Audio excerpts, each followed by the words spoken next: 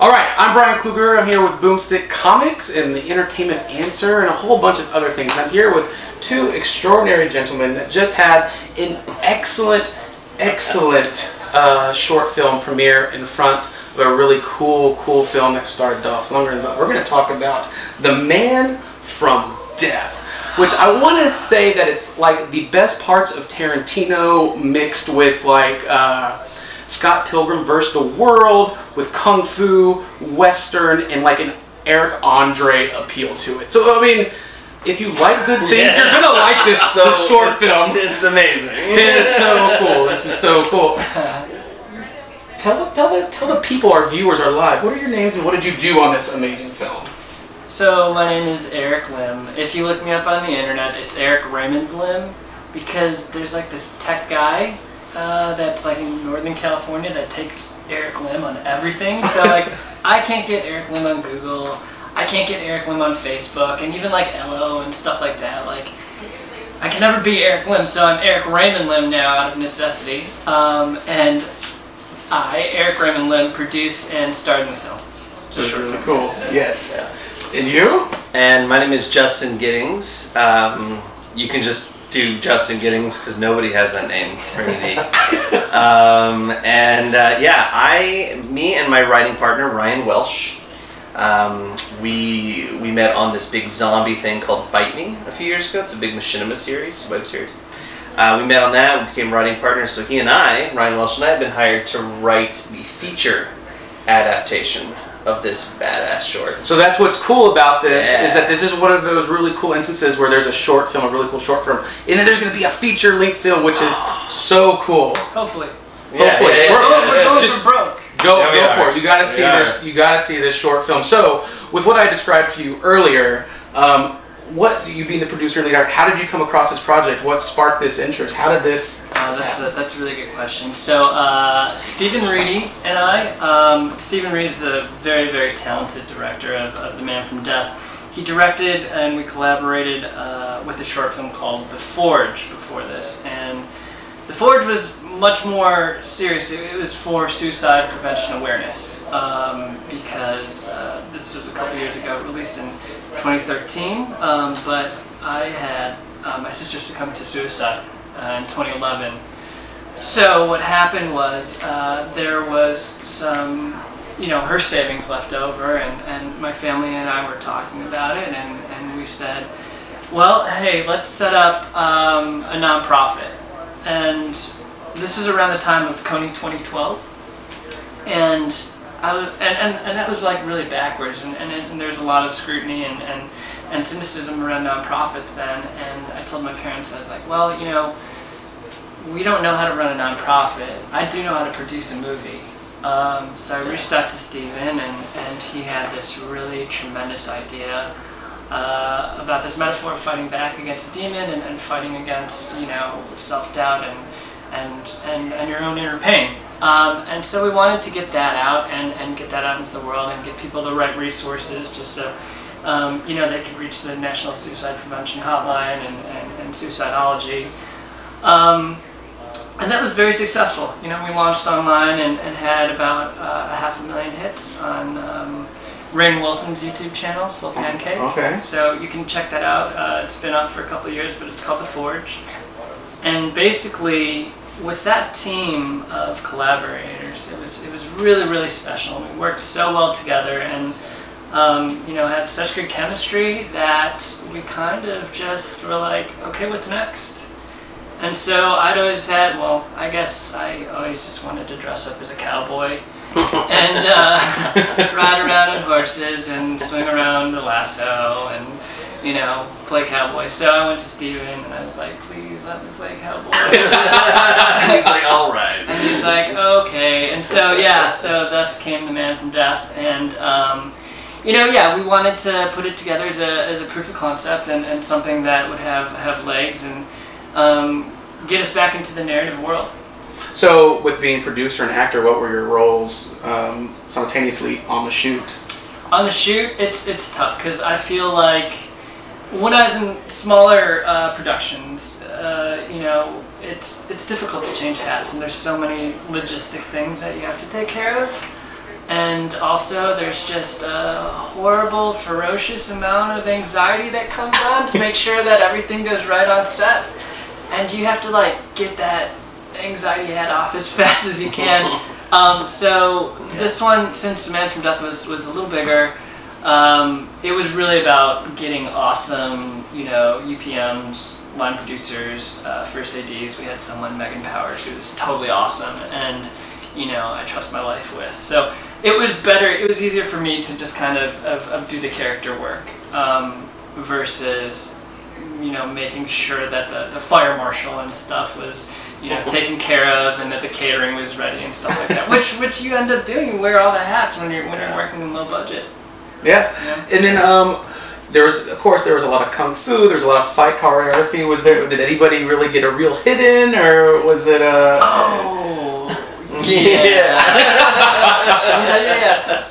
So are you familiar with Mike Moe? He was in Street Fighter, Assassin's Fist, and Street Fighter Resurrection. Okay. Yes. So he's a very good friend of mine, and he plays, you know, this kind of opium warlord assassin in Man from Death. And I found this going through the dailies, this still shot of me flailing with my eyes shut, going like this, and just like, you can see me like punching his face. And I felt really bad, but that was about it. Made the shot? Okay, that's really cool. I don't think we use that take, but it's a really good, like, I'll post it on his Facebook page from time to time, and just like...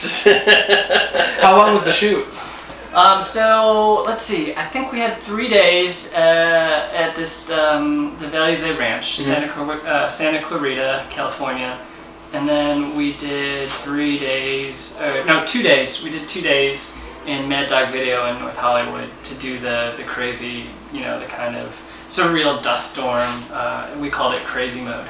All right. Yeah. And there's some really, really cool gore effects in this movie. Yeah. It was all practical. It looked all practical, like close up with like the dummies or something like that. Yeah, it was a combo. So. We had a practical effects guy, Chris Mills, who's really, really talented, who you know I'd worked with before in The Forge, and then Lincoln Smith is a really brilliant visual effects artist, and so we kind of married the effects so that it had that, you know, kind of tangibility of something real. Like we did have this, you know. It's not really a spoiler, right? Because Mike cuts his kind of commander's head off, and you can see all the teeth and the tongue and stuff, and that was practical. And then there was visual blood effects added on top of that, and then, you know, that was compositioned onto the actor's head. We didn't actually kill him. We would have heard about it. I've been so nervous about that this entire process. I'm like, oh, you heard it here first. No real deaths. So, no real fatalities. And so, this movie, you're writing a full feature length, because in the film, and I think it's a spoiler, there's a list of things to do that gets actually crossed off on screen. So, where did you step in? When did they ask you to come aboard and like, hey, this is a cool short film, we want to do a feature? Yeah. So they reached out. You reached out for some consulting on some stuff that is yet to be announced. But and he was talking about hiring writers, and we were talking about this, and I was just on the phone. I was like, can my partner not? This is really unprofessional, because he's like calling about some advice on some things. But can my partner and I throw our names in the hat for writers? And he's like, sure, yes. I mean, what you got? So my partner and I have a project called Fat Ninja, which, there you go, pish over. You're welcome. Call me now if you want it. Fat Ninja, hashtag Fat Ninja. Hashtag Fat Ninja. And we sent that over, and it's like really surreal. It's about this ninja who has an assassin business in North Hollywood, but he's like actually a legit amazing. You know how like The Office, Michael Scott's an amazing paper salesperson, but horrible at everything else? Yes. But a ninja. There you go. So we sent that over. Just tonally, I think that was a good match. But one thing Eric had talked about from the beginning was tapping into some of this history that he's got, some of this pain that's kind of living there. And so we sent him our first short, which was actually played at Austin Film Fest last year and did really well. And it's like character indie drama with like experimental sound design about a deaf girl who goes through, you know, so it's like very like film festival drama, character based. And I think that combination is what really actually sold him on like, okay, they can do like action comedy surreal crap, but we can also start talking about the heart. And so the cool thing about the feature is like all the bitchin' stuff in the short is going to be there. You know, the director will still be on board, and it's going to be all that like crazy high octane, but then we've like strung through it these really poignant emotional moments. And I don't want to out you, but you totally cried, didn't you, during the reading of the script? I did cry. No, legitimately, even without you whispering in my ear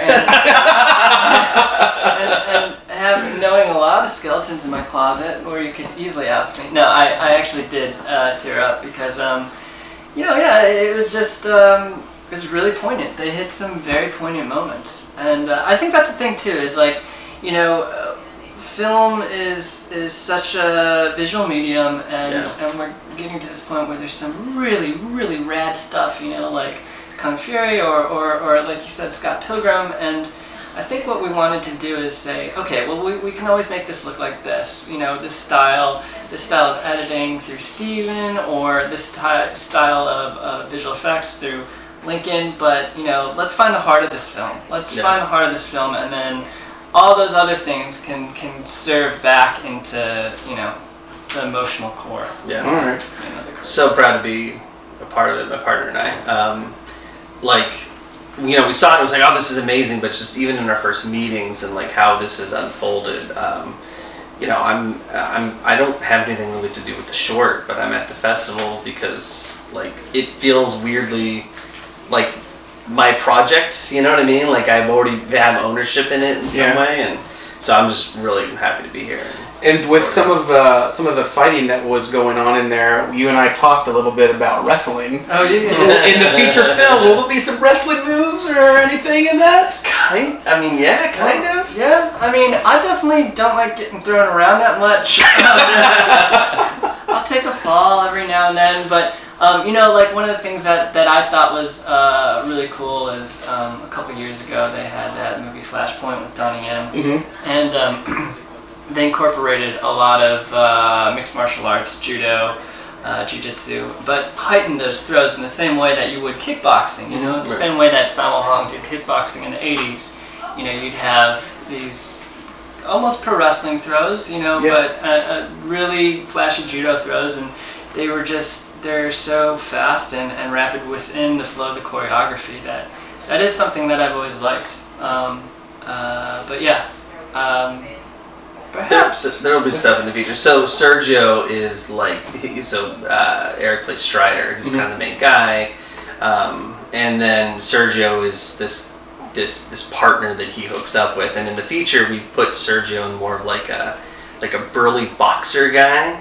And so he does a lot more boxing type stuff while he's doing the kung fu and the martial arts. And yeah, there's a lot of grappling, you know, like late 1800s European fighting, which is less clean, you know, and more, you know, he's like a little Wolverine, just like. That's cool. I really want to see this on Blu-ray. I want like a Dolby Atmos track. I want it on Criterion. Criterion. We got some meetings today, so we'll just tell them that you said that, and then that'll be that. Cool.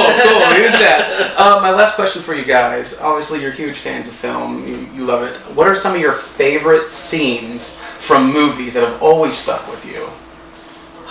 Inspired. God, my heart gets so painful because it's like, which of the billion things? Give me a few. I'm gonna go with an easy one, and that is Star Wars. Empire Strikes Back, the final lightsaber scene, when kind of like the dark area, and that was practically because they ran out of money, and they just were like, let's go bold, and you've got these two figures fighting in shadow. You see, that's like a really cool story, kind of like the Indiana Jones story, where in the first Indiana Jones movie, when the guy comes out with the samurai sword, you know, doing that, and he just shoots him. That was because Harrison Ford was sick that day. Yeah, they had a whole fight. Yeah, just did it. It was like a classic moment. Yeah. So the still that is from every Empire Strikes Back promo thing is that scene is probably one of the biggest ones for me. Cool, cool. That's weird. I'm trying to think. I know, like, I wish we could talk for like 2 hours. I know, right? I'm sure I have a lot of them, but like what came to mind and kind of put a smile on my face was in the Royal Tenenbaums when they're showing, you know, Richard Tenenbaum's tennis match and he's having a meltdown. And he's like taking off his socks and shoes and like, you know, he's sitting there and he's just kind of, you know, deeply wounded. Yeah. Made me laugh. You know, it's a cynical person. You know, it's great in the shot of Royal, just like, what's going on? Yeah. So that's my answer. I love that. Royal Tenenbaums is one of my favorites. Yeah. Oh, Fantastic. awesome. Excellent. Well, thank you guys so much. I wish you all the best. I can't wait to see the feature film. Keep you updated, man. Sweet. Sure. Thank you so much. So, The website or anything? Oh yeah, do y'all have a website? You know what? Is there a Plug in. There is a Facebook Facebook page for The Man from Death. I think if you just do Facebook, if you The Man from Death, you'll if find you it. look for The Man from Death on Facebook, and then my website is babyunderthemoon.com, which is useful because if you want to get a hold of me, I think my cell number is on there. cool? Yeah. And you can just do my website, justingiddings.com, or Twitter, twitter.com/justingiddings. Oh yeah, Instagram. Follow me on Instagram because that's by far. I mean, my life looks awesome based on my Instagram. All right. So follow me, Eric Raymond Lim, on Instagram. Yeah. Please. Cool. Guys. God. Please. Thank you.